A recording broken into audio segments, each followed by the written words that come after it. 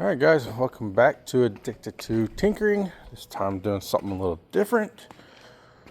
We are going to be working on my OBS 6.0 swapped LS-swapped truck. Problem being, I've had this truck for 20 something years. Always used the same key until yesterday when, my key broke off in my ignition. Couldn't really get it started. I finally got it started, but now we got to put a new ignition switch in it. I'm hoping I can get it started again so I can get it in the shop. It's kind of a pain in the butt to get her in there. The other half of the key is inside there, so let's see if it'll, maybe, oh nope, there it went.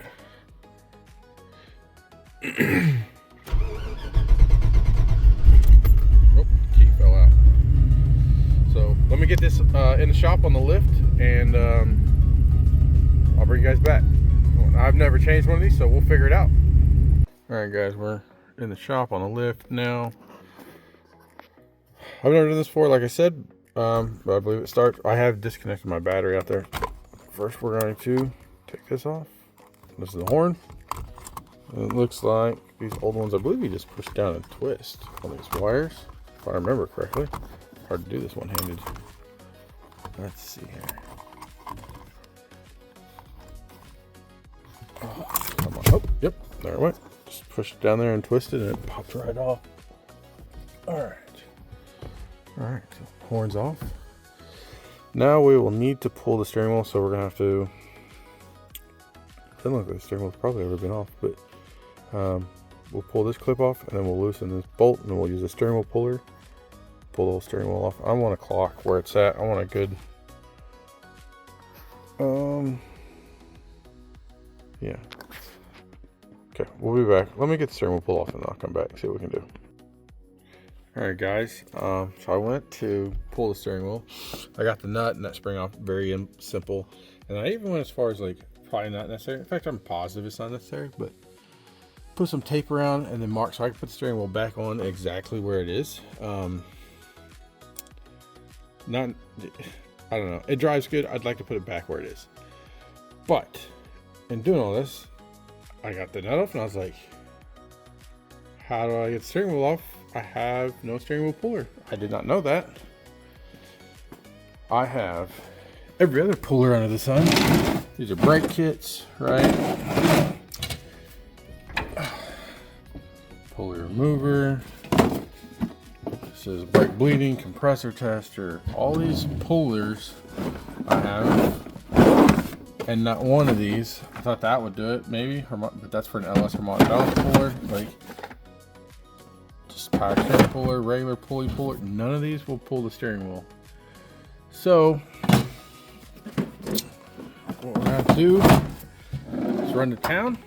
Luckily, Harbor Freight's running 15% off. So she's gonna sit like this for a bit. I do have this to compress the collar cap or whatever, so I can get that retaining spring off. I knew I needed that. I did not know I needed a power steering puller, like a steering wheel puller. I thought I had one. So we'll take the C10 to town and get a steering wheel puller, I guess. I mean, I gotta have one to do it. So let me run to town real quick, and then we'll be back. All right, guys, back from Harbor Freight. Went and got this little puller kit. It was like, I don't know, 17, 18 bucks. So we're gonna use this to pull off the steering wheel. And once we get it off, we'll pull you back. And I need to come up with a way to set the camera up in here so you guys can always be. I don't have to be doing all the cuts, but for now, this is what I have available to me. And we'll see what we can figure out. I might be able to get that light off the tripod and put the camera on it. I don't know, we'll see. So I'll bring you guys back when the steering wheel's off. All right, guys, interesting update. As you can see, the steering wheel's still on. This thing, no matter which way you put it, the space between the two bolt holes is too narrow for that to line up and have the shaft in the middle push on the center bolt. I don't have anything to try and ream these out so that they're, I mean, if I could grind all that out to where it goes closer to there, it would do it. But I don't have a way to do it right now. So I think I'm going to look at maybe even just cutting this off and putting this and getting a plate, putting this under a plate so it'll push against it, and then I'll drill 2 holes in the plate that the bolts go through. I don't know. I mean, brand new kit, just opened it, and I guess that's what you get with Harbor Freight. I don't generally have any issues with Harbor Freight stuff.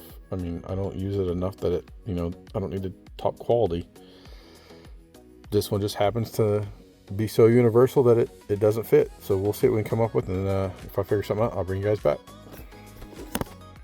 All right, guys, we're back. It's a different day. I had to overnight this puller from Amazon, so we'll test this one out and see if it will pull the steering wheel. I'm suspecting that it might not actually, though, just by first looking at it. So we'll see. I'll bring you back once I get the steering wheel off. All right, guys, we're able to get the steering wheel off. If you look down in there, you can see like that was not straight on. It's still this distance between these two. Oops, the distance between these 2 bolts was still too wide. In fact, I had to. This one I put in. I had to kind of put it in at an angle, and you can kind of see it's off at an angle. I mean, what do you do at this point? I tried 2 different pullers and all kinds of other stuff. It pulled it off. This might be a little cross-threaded, but I don't plan on pulling the steering wheel off many more times, so hopefully it'll be fine. So we're going to go ahead and finish switching out the ignition switch, and that's supposedly what. So this is the next tool to use, and then when you depress this cap, and whenever this is depressed, you can pull off a ring clip, and then when I get that off, we'll bring you back. All right, so we got this tool in there. It just screws onto the steering wheel shaft. Then you tighten this, and it depresses it, and you can see that little ring clip right there. So we got to dig that out, and then this black cover comes off. All right, we got that black piece over. That snap ring was a bit of a pain in the ass. It was kind of hard to get off. So by looking at this, everything seems to be now held in by this one screw. So we're going to take this screw out right here. And then I'm seeing a couple more screws underneath that piece. So this will probably slide out, and then a couple more pieces. Just keep, you know, working your way down, keeping everything in order so that whenever you get this and put the new one in, the ignition, you can just put it back in the reverse order. Make sure you don't get nothing mixed up. All right, guys, we took out this screw, and this screw right here. And then there's also the one on the arm. And that allowed me to pull this forward. It's very tight for some reason, but you can just pull it forward enough and get back there, and you see that torque screw right there. That one, we're going to undo that one, and then that should allow this to just slide out.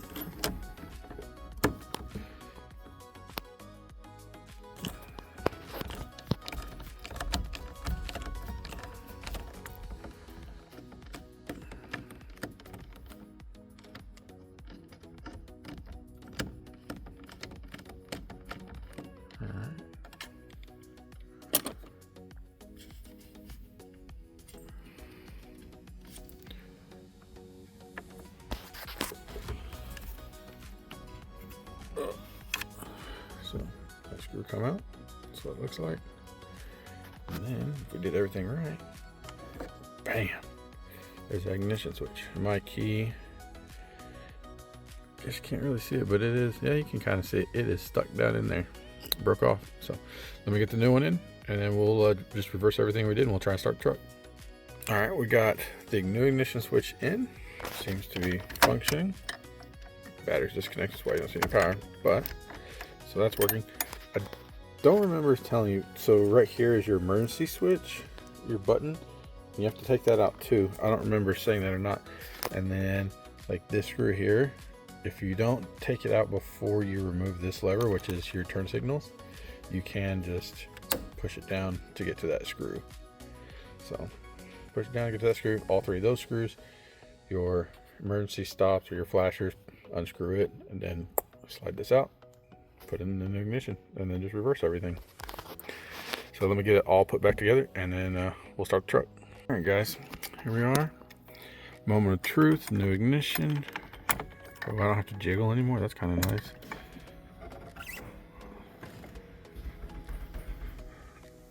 Because you guys hadn't noticed, manual.